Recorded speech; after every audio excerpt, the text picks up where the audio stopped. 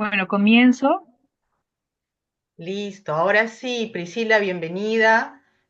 Muchísimas gracias por brindarnos esta primera charla después de mucho tiempo de lo que es el acompañamiento psicológico. Aquí estamos con todos los participantes de la sesión que están muy interesados, no solamente pacientes, sino también familiares. Así que, sin más, puedes comenzar con tu presentación.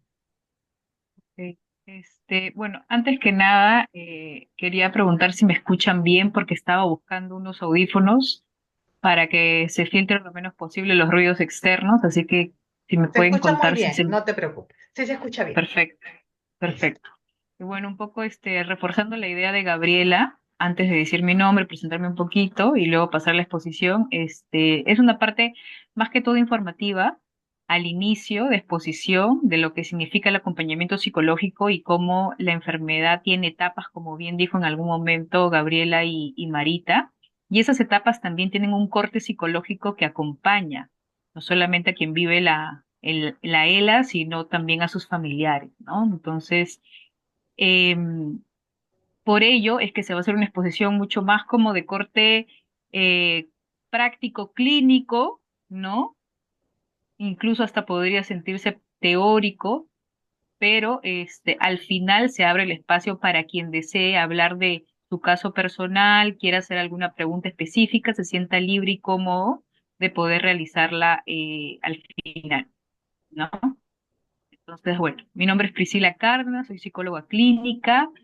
Revisando un poco mi hoja de vida, me di cuenta que vengo trabajando con la Asociación ELA desde el 2019, entonces eso quiere decir que me han derivado desde el 2019 pacientes. Tengo 6 años ya casi de experiencia con, con personas que viven en la ELA y sus familiares, ¿no?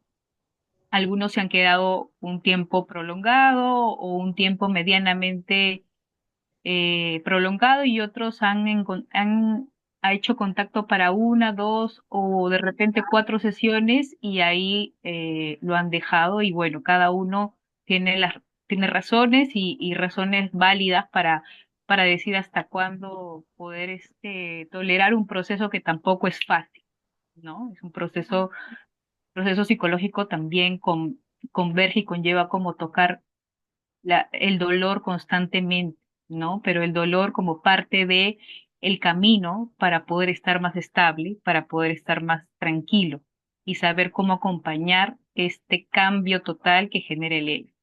Entonces le voy a mostrar unas diapositivas que me van a ayudar de soporte y para que también sea más visual, de repente menos viéndome la cara, sino más bien entendiendo un poco a través de los gráficos lo que quiero decir.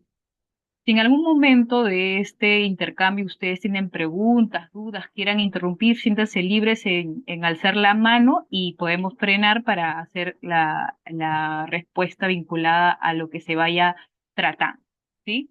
Entonces, yo creo que sí puedo compartir. Sí, ya. A ver si me sale, porque a veces también no me sale.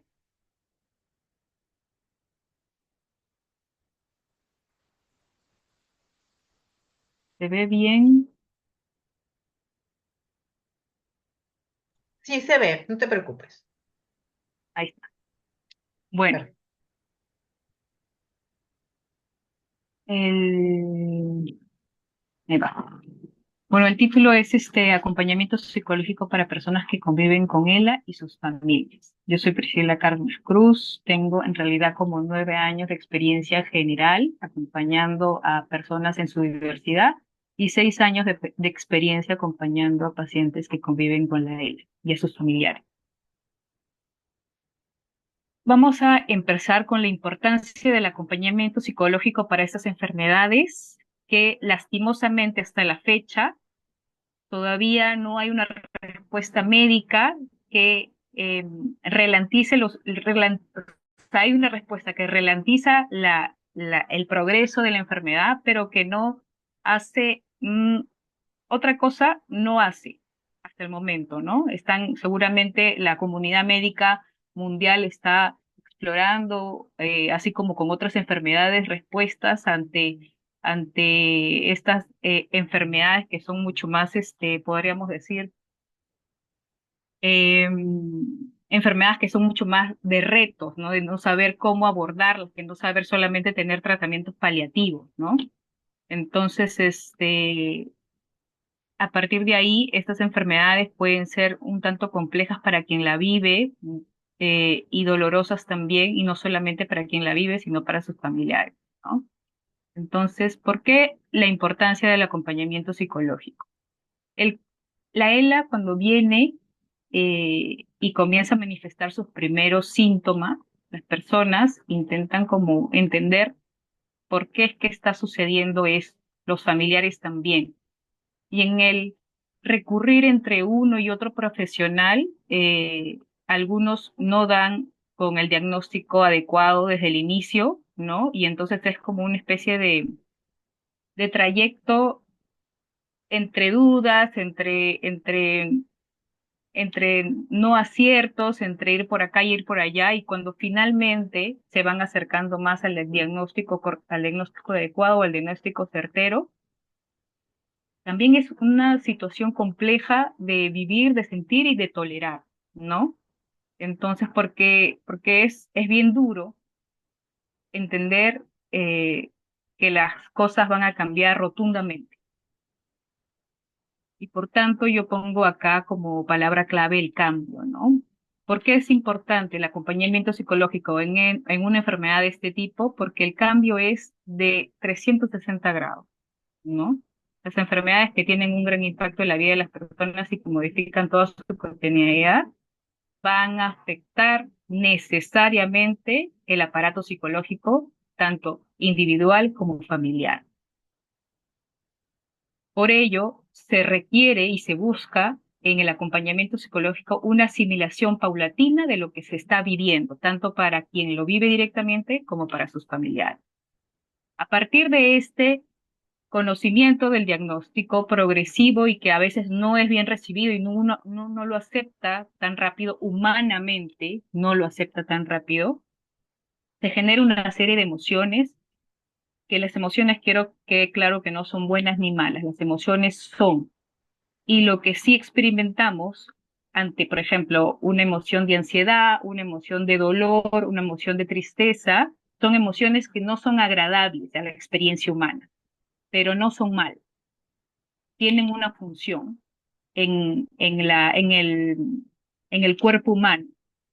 También incluso el miedo tiene que ver con una función de protección ante un posible peligro, ¿no? Entonces, esta serie de, esta serie de emociones que van embargando a la persona que vive el ELA, que son muy intensas, dentro de la gradualidad y las diferentes experiencias humanas que podemos tener dentro de nuestra diversidad, porque todos somos distintos, lo que sí se ha observado es que, claro, hay una serie de emociones que no son agradables como la angustia, el dolor, el miedo, eh, y todas esas emociones se necesitan acompañar, porque si bien no podemos evitarlas, porque ante tremendo diagnóstico, ante un diagnóstico de este tipo, ¿cómo no tener estas emociones, no? No podemos evitarlas, pero podemos acompañarlas con un experto sobre el tema que nos permita que las podamos transitar lo menos angustioso posible, o que haya alguien lo suficientemente preparado y la familia a la par se prepare para tolerar esta serie de emociones que van a vivir en conjunto.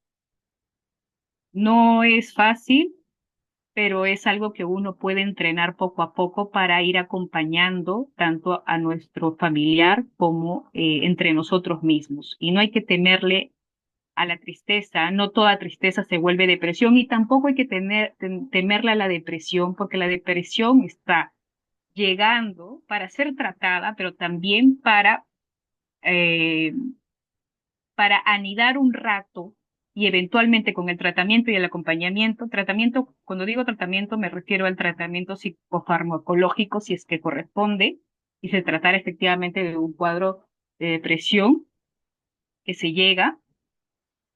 y también el acompañamiento familiar que necesita toda persona en todas sus etapas de su vida y sobre todo en momentos álgidos y frágiles como la aceptación progresiva de una enfermedad de este tipo, ¿no?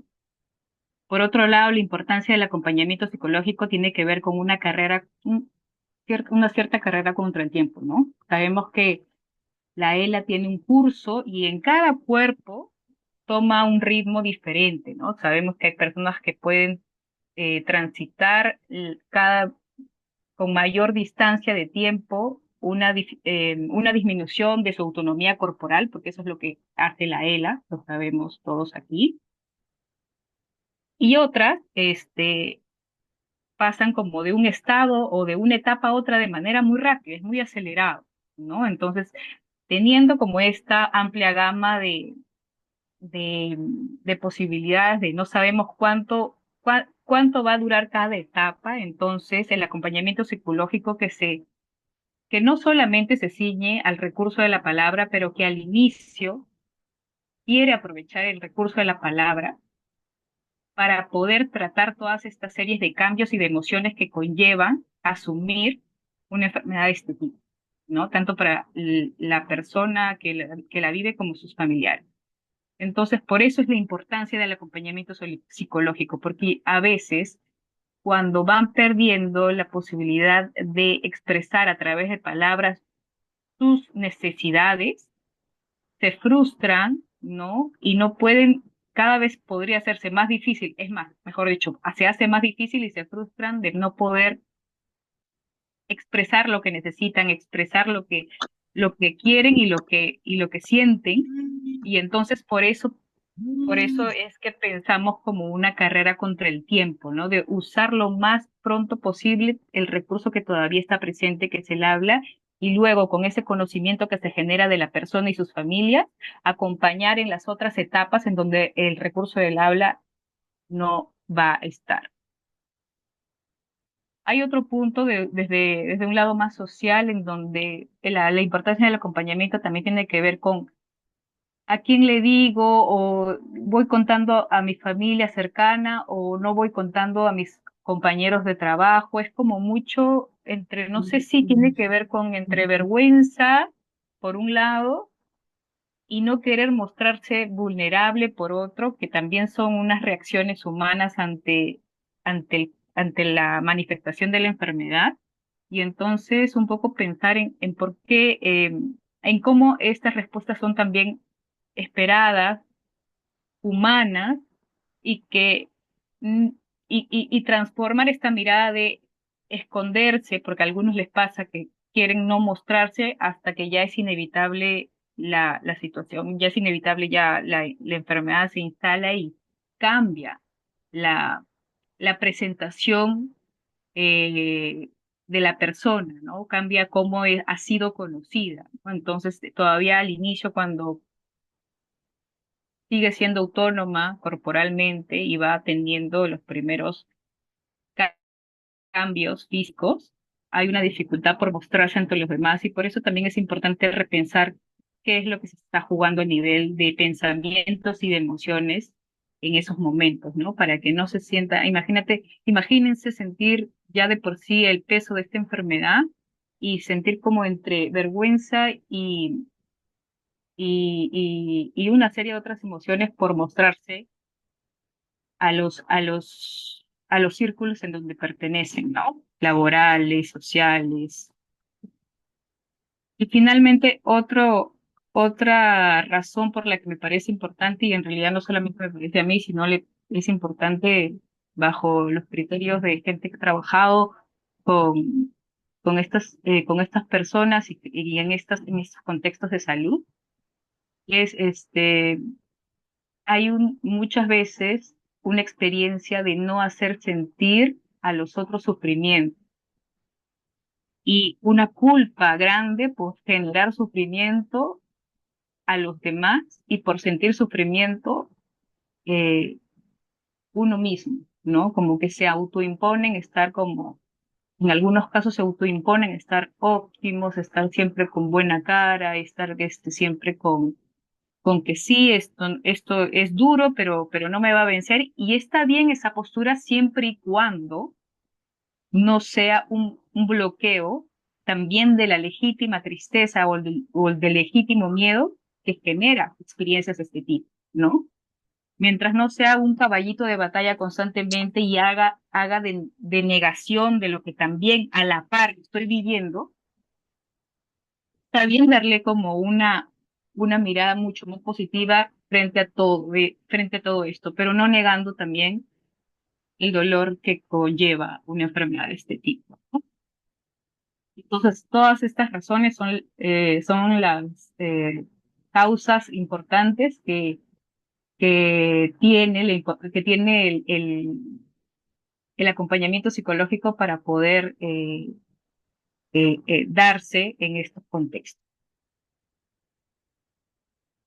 Otra cosa muy importante que quería como diferenciar o quería resaltar es la importancia de no de diferenciar a la persona de la enfermedad. Yo por eso en el título pongo personas que conviven con la ELA y no poner a la ELA como protagonista. Porque la persona, ni en ELA ni en ningún otro tipo de enfermedad, la persona termina siendo, no es su enfermedad. La persona es una persona que experimenta dicha enfermedad, pero no es la enfermedad. Y acá yo pongo, ¿no? Al pensar que la persona es su enfermedad, podemos sin querer quitarles identidad, restarles identidad, así como la capacidad para autodeterminarse. Entonces, si, por ejemplo, cada vez el, la autonomía corporal se va perdiendo, las decisiones comienzan siendo más de los que están cuidándome que las mías. Y un poco mientras la persona pueda expresarse y además no solamente pueda expresarse, sino nosotros conocemos a nuestros familiares mm, antes de la ELA, sabemos qué prefieren, por qué hay un silencio, cuando hay silencio, qué quieren decir. Nosotros intentamos, o al menos ese es uno de los objetivos del trabajo terapéutico que yo realizo, es conocer lo más que se pueda a la persona para que cuando suceda que no pueda expresar con claridad porque el recurso del habla y el recurso del movimiento corporal ya no esté, pueda yo ser lo suficientemente sensible para entender lo que me quiere decir, sin que eso signifique que tengo que estar siempre atinándole a todo porque a veces voy a errar y es normal también, eso es esperado. Pero la importancia de recalcar esto es que la persona no es su enfermedad, es cuando yo separo la enfermedad de la persona, puedo también limitar lo máximo posible la acción de quitarle o restar la autodeterminación, que suele pasar mucho cuando la enfermedad va avanzando y yo voy asumiendo que esto va a querer o esto va a preferir y a veces podemos no realmente estar alineados a los deseos de nuestro familiar, ¿no? Entonces, ese es un tema importante justamente por eso. Es decir, al dificultársele cada vez más la expresión de sus deseos y necesidades, podemos asumir desde un rol paternalista, prestándole así decisión sobre sí mismo, ¿no? Sus deseos, sus necesidades, y por eso también es importante que eh, preguntemos siempre si esto está bien, si esto es lo que quiere, si esto realmente es lo que buscaba, ¿no? Y no asumamos, porque entiendo que el asumir también es un recurso que los cuidadores sacan para hacer las cosas más fáciles, pero hay que tener como un balance ahí para no anular del todo la necesidad del familiar que ya por las circunstancias de la enfermedad está viendo difícil y muy complicado expresar lo que siente y lo que necesita. Y bueno, y acá pongo, ¿no? Si bien la enfermedad tiene experiencias comunes, cada persona es única y en esa distintividad vive la enfermedad, vivencia la enfermedad. Bueno, ¿cómo afecta la ELA a las personas que la experimentan? Como decía hace algunas imágenes atrás, ¿no? Sabemos que la ELA es el deterioro de las neuronas motoras que causa una parálisis muscular progresiva y las personas que la viven experimentan una serie de cambios vinculados a la pérdida de autonomía del movimiento corporal, ¿no? El cuerpo termina ya no progresivamente siendo no, no capaz de poder hacer lo que yo quiero, hacer, hacer lo que yo espero y entonces termino estando bastante limitado para hacer, para experimentar esa autonomía que antes de la enfermedad, como la mayoría de personas, vivía y respondía y se autogestionaba, ¿no? Entonces, el ELA conlleva a experimentar una serie de cambios vinculados a la pérdida de autonomía del movimiento. Esta situación afecta significativamente el sentido de sí mismo, porque nosotros somos cuerpo y el cuerpo es movimiento, y a la vez ese movimiento es autonomía. Esto construye la identidad de las personas. Yo soy lo que yo creo ser, pero también lo que yo hago. Y lo que yo hago tiene que ver con la acción y el movimiento, ¿no? eh, ¿Quién soy en esta nueva forma de vivir, en esta forma de habitar mi propio cuerpo? Hay una serie de duelos del cuerpo que va perdiendo autonomía, ¿no? Entonces, yo pongo, cada pérdida es un duelo y todos los duelos en paralelo causan un gran dolor psíquico. Por eso es que las personas que conviven con la L y sus familiares experimentan una serie de emociones poco agradables y hay una serie de duelos. Primero, el duelo que tiene que ver con el cuerpo y no poder usarlo como se usaba previo a la enfermedad, y otra serie de duelos, como por ejemplo, de acuerdo a lo anterior, las personas que conviven con la L experimentan una serie de duelos múltiples, pérdidas a las que se afrontan a veces a un ritmo acelerado, ¿no? Duelo por la pérdida del movimiento, por la pérdida de autonomía, por no hacer algo que pueda detener el deterioro, por la vida antes de la enfermedad, la vida social, laboral, familiar, por el cambio en la dinámica familiar, porque ante esta enfermedad se reorganizan los roles. Incluso muchas veces pasa que los cuidados son tan intensos y a veces no es posible de repente tener una enfermera o una persona en casa, que de repente no es la enfermera, pero no tenemos lo suficientes personas en casa para poder turnarnos, ¿no? El cuidado. Y hay una sola persona o dos personas que están constantemente con la persona. Entonces, todo eso genera un cambio. Muchas veces se reorganizan los trabajos, se reorganizan los pasatiempos, las personas que cuidan familiares directos pueden también ver distanciadas sus vidas sociales, ¿no? Y todo eso no solamente es un duelo para quien vive con la ELA, sino es un duelo familiar, ¿no? Porque es un cambio en múltiples dimensiones. Se hace el trabajo psicológico. Entonces, a partir de todo lo que ya he expuesto, el trabajo psicológico acompaña a cada cambio progresivo que vivencia la persona directamente, que vive el ELA y sus familiares. Es decir, acompaña el curso de la enfermedad.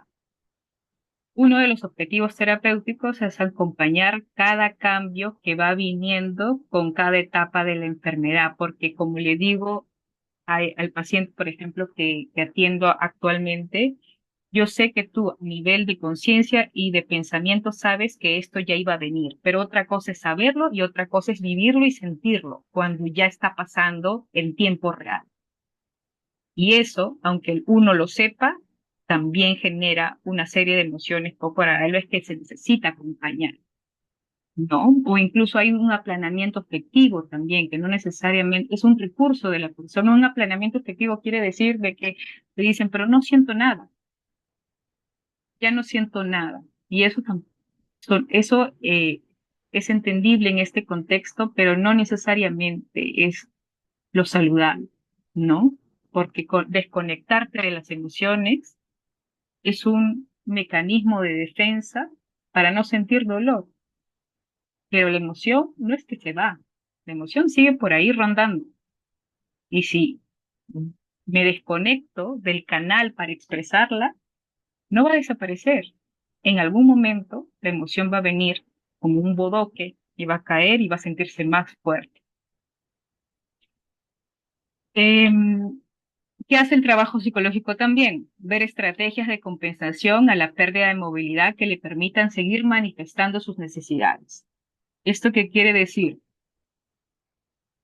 Comenzar a construir estrategias con la familia y con la persona que vive el ELA, el paciente directo, formas pensando de cara a de repente la disminución de la palabra, que es un recurso, la disminución del uso de la palabra y que ver de qué otras maneras puedo hacer expresar ciertas cosas que son básicas, que yo ya sé, sin necesidad que yo hable mucho o que me explique mucho, ¿no? Entonces ahí podemos entender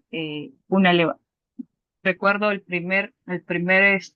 primera familia que acompañé, la esposa de la persona que vivía con la ELA me decía, él no hace tiempo, no dice, no puede hablar, no, ya se le fue el recurso del habla, pero puede mover sus cejas o en los movimientos oculares yo ya sé más o menos qué me está queriendo decir, ¿no? Entonces de repente eso lo han ido como trabajando sobre la marcha, pero no han hecho como un plan previo antes de que suceda eso. Bueno, si pasara, cuando pase esto, ¿cómo podemos seguir, seguir conectados para que yo esté lo más cercana a lo que tú necesitas?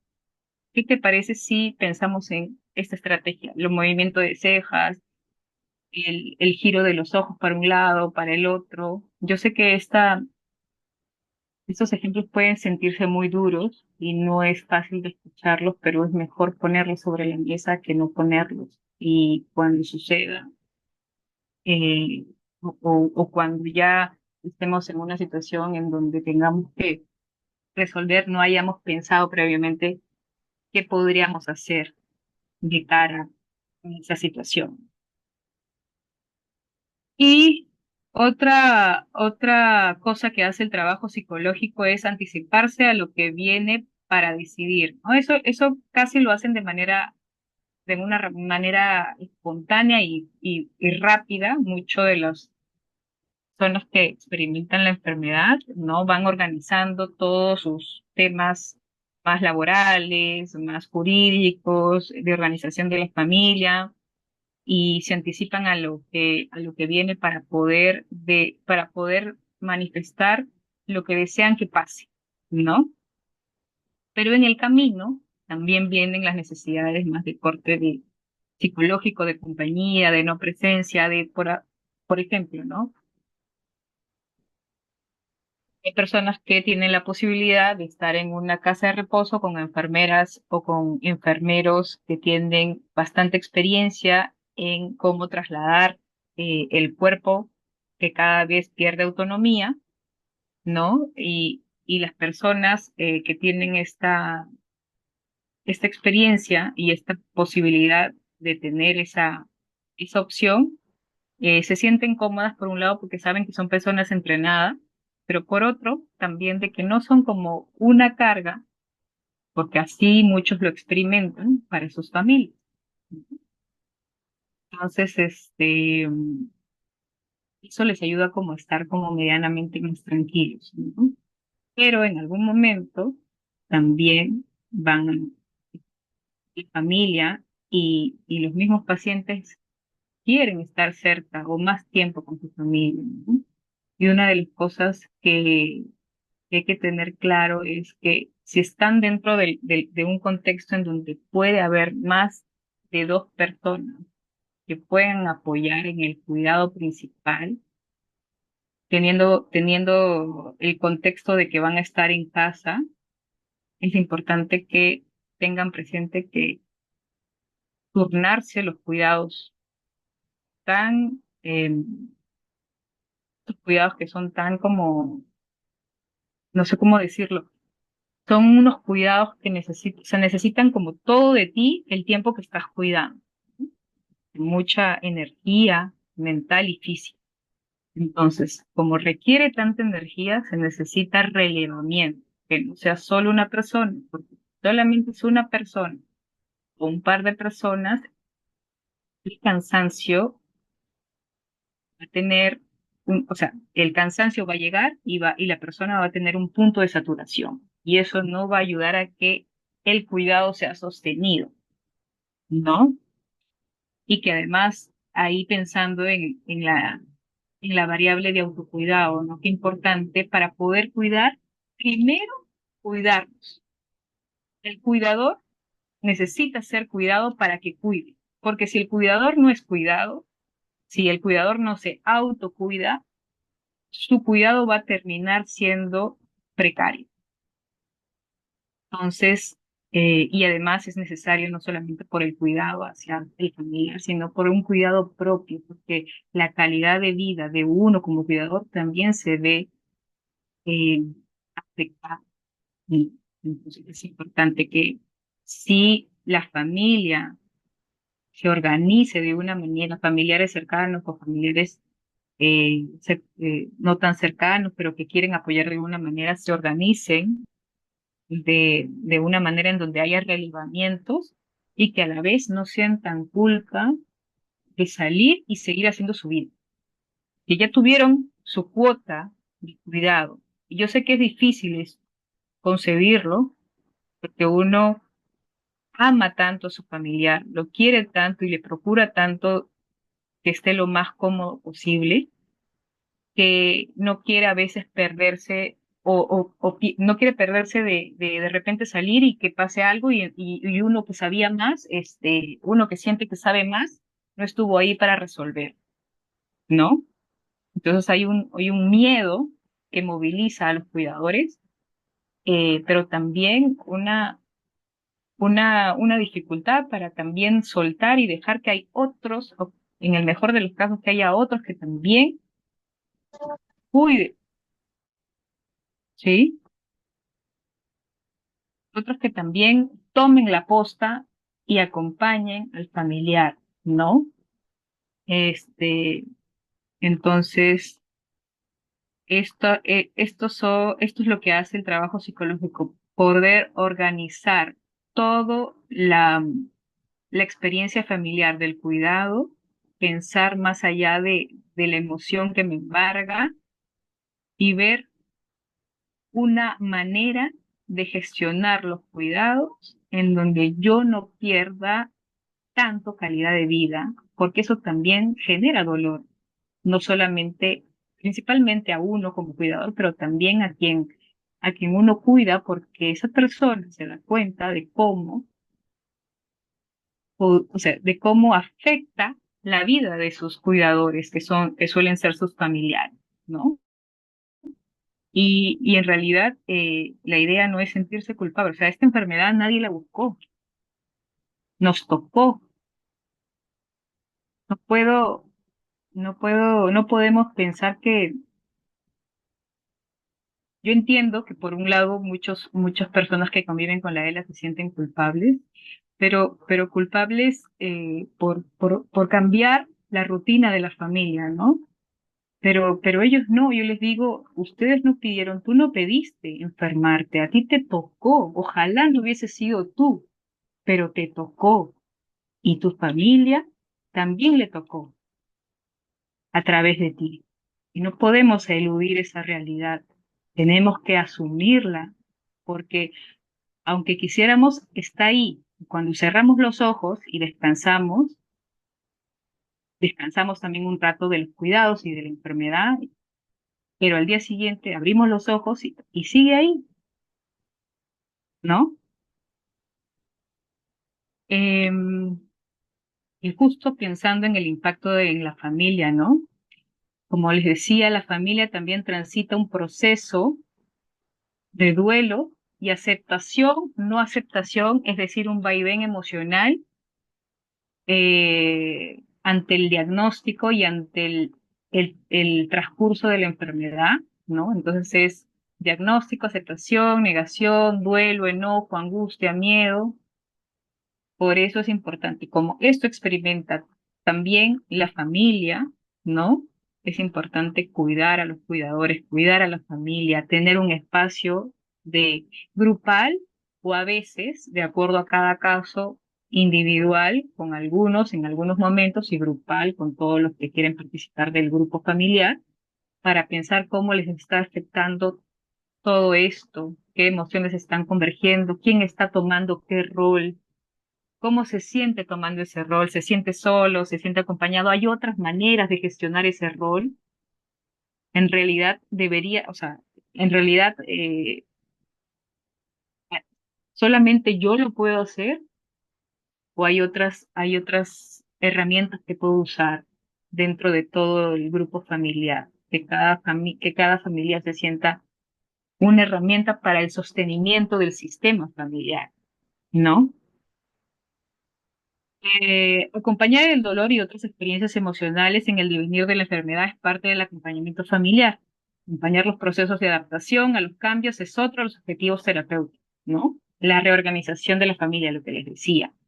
El no se, el, más que no sentir culpa, porque no podemos evitar lo que sentimos, pero sí podemos darle otro sentido, ¿no? Bueno, siento cierta culpa, por ejemplo, ¿no? No en todos los casos, pero por ejemplo, siento cierta culpa de irme y pasar con mi pareja, ir al cine, ir a bailar y que mi familiar esté ahí y él no pueda hacer lo mismo. O que en ese momento le toca a mi hijo cuidar y bueno, ese fin de semana no, yo voy a tomármelo y él lo va a cuidar. Entonces, no puedo evitar, no podemos, ni los psicólogos, ni los familiares alrededor pueden evitar sentirse como se sienten, pero sí podemos, desde un acompañamiento profesional, hacer preguntas, ampliar el panorama y decir, bueno,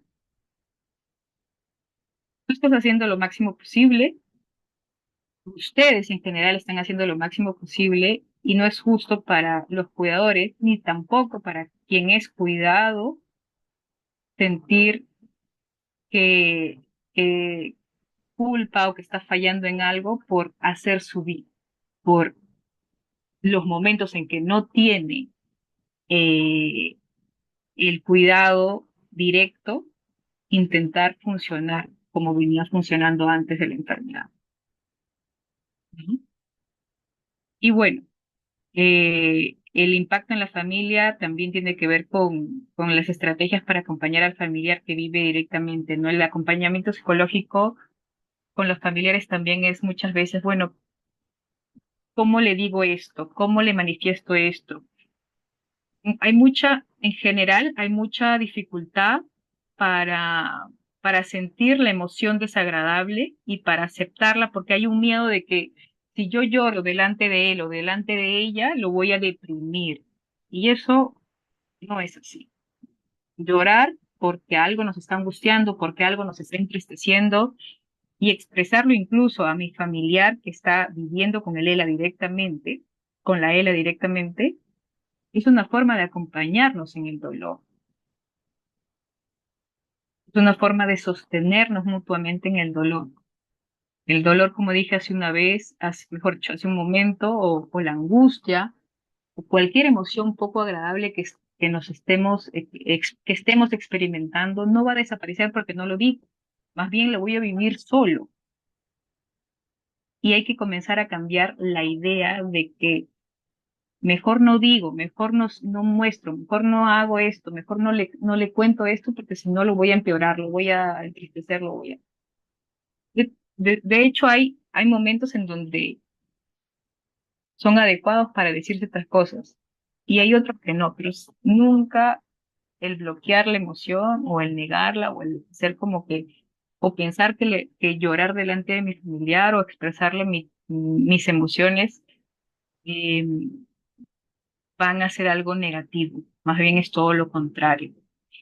Te cuento un poco cómo funcionan las emociones en general. Las emociones vienen al cuerpo, se asientan y necesitan ser expresadas, ya sea con llanto, con escritura, con grito, con enojo, con distancia. Necesitan ser expresadas para que habiten lo que tengan que habitar dentro del cuerpo de quien la experimenta y luego se vayan. Así funcionan las emociones. No son eternas, aunque parezcan muchas veces las emociones dolorosas eternas, no son eternas. Están, se anidan, necesitan expresarse y luego cuando se expresa, uno va reponiendo, ¿no? Entonces, esa es la ruta de la emoción dentro de los cuerpos de los seres humanos.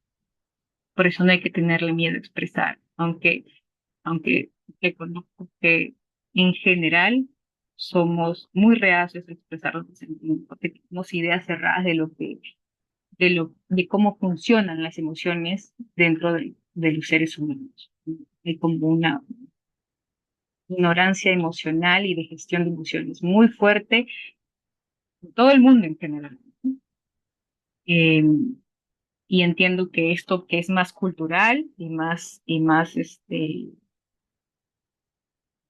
más de cómo nos han enseñado por generaciones a vivir nuestras emociones, sea difícil de mirarlo de otra manera, ¿no? El rol de los cuidadores principales. No sé si hasta el momento hay alguno o alguna que quiera preguntar o comentar algo. Bueno, entonces sí, el rol de los cuidadores principales. Como les decía hace un rato, el rol de los cuidadores principales es muy importante, ¿no? Pero también es importante pensar de que no son los únicos, ni son los únicos que van a hacer bien las cosas, porque todo el mundo puede aprender. Y hay una etapa de aprendizaje en donde ustedes van a poder enseñar cómo se maneja tal cosa, cómo es esto, cómo es lo otro, y luego confiar en que las personas tienen un proceso de aprender y también de ser expertos. Entonces, poco a poco también delegar la posta, ¿no? Entonces, el rol de los cuidadores principales es muy importante, pero es mucho más importante meternos la idea de que para que pueda cuidar lo mejor posible, tengo que cuidarme a mí primero. ¿Cómo me cuido a mí primero? Teniendo presente de que también necesito momentos de descanso, que también necesito momentos de distensión, de diversión, de conectar con mi mundo social, amical, familiar, con con todas las cosas que me hacen sentir que estoy conectado con lo vivo, ¿no? Entonces, eso es importante, ¿no? Y si el cuidador principal también necesita y se da cuenta que está sintiendo o que le está costando a nivel afectivo manejar ciertas cosas, también es importante que pueda de repente acudir a un profesional de la salud mental, ¿no? O preguntar, no sé si esto lo que estoy viviendo eh, es parte típica, común de lo que está pasando, o ya estoy entrando en algún cuadro, quisiera saber esto, quisiera entender qué me está pasando, ¿no? Preguntar a los expertos para que puedan pensar juntos qué es lo que está pensando y cómo podría acompañarse para que sea diferente. Y otra de las cosas que me parece importante que los cuidadores tengan presente es la importancia de sostenerse en un grupo mayor. Por ejemplo, la asociación ELA termina siendo un recurso importante, ¿no? Y que en los conversatorios de nutrición, una experta llega y habla sobre la importancia de la nutrición en este tipo de enfermedades y cómo, por ejemplo, aumentar la dosis calórica, porque si nuestro familiar baja de peso, la enfermedad avanza más rápido. Todos esos recursos que la asociación está ofreciendo, úsenlos. Y además sentir que hay otros que están pasando experiencias similares, también es un soporte para intercambiar información, para intercambiar dudas, para intercambiar emociones, angustias, problemáticas, ¿no? Sosténganse de un de un grupo mayor, en este caso la asociación, porque aunque pareciera, no estamos solos, no están solos. La asociación, una de sus razones es no dejar solos a las personas que viven y a sus familias que viven estas enfermedades. Entonces, si teníamos el recurso de los en Perú y a través de la virtualidad, que es un poquito más sencillo, el acompañamiento de una asociación que tiene ya varios años de experiencia, hay que usarlo. Hay closets en donde se prestan algunos elementos. Sabemos que esa enfermedad, como muchas otras en nuestro país, lamentablemente, las tenemos que asumir de manera privada y son enfermedades caras. Entonces, si la asociación tiene algunos elementos que pueda prestar, hay que usarlos, ¿no? Y eso. Y bueno, por ahí termina mi exposición. Voy a abrir el espacio para la ronda de preguntas y comentarios. Y bueno, y antes de pasar eso, le quería decir que gracias por escucharme, por estar aquí y nada, abrimos el espacio de preguntas. Perfecto, Priscila, gracias. Vamos a cortar entonces en este momento la grabación y para las personas que han entrado tarde o que de repente no han podido asistir, les va a ser de mucha ayuda toda esta introducción y todo lo que tú nos has compartido ahora. Yo creo que es bien importante para todos. Entonces, cortamos la grabación y seguimos en privado.